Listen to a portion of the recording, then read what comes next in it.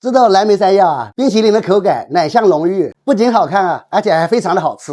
今天啊，我就把家庭版的做法教给大家。这个蓝莓山药是非常好吃的一道甜品哈。你们主要是选山药，选山药一定要选这种糯一点的呢哈。我们切的时候稍微切均匀一点，只要上锅蒸，大概蒸15分钟左右就好了。形状是无所谓，反正我们等下要捣碎的啊。你们看一下，这山药我们切好放锅里哈，大概蒸15分钟左右就好了。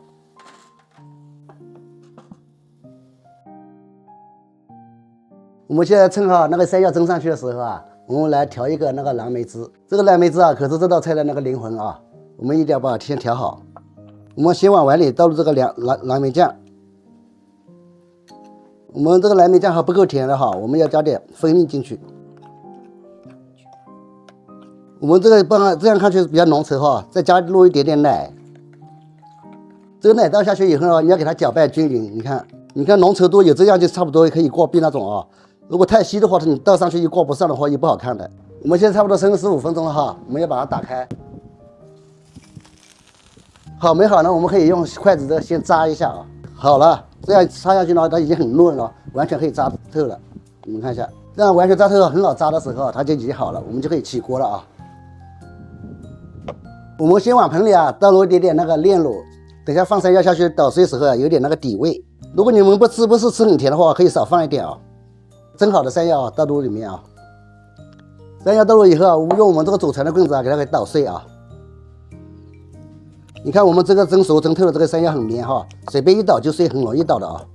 山药里面哈，如果你们小孩子带着啊，不能吃太甜的怎么啊，你可以不放也或者少放一点都可以的啊。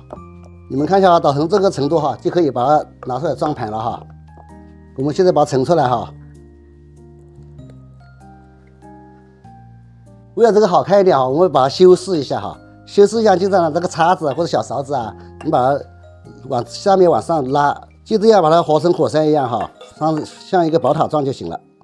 为什么要反插一下？因为那个反插一下哈，你这个蓝莓酱啊倒上去它就比较挂得住，会好看一点。来，我们现在蓝莓汁往上一浇，你们看一下，这是不是浓浓的蓝莓酱的味道？我们生活做菜一定要有点仪式感。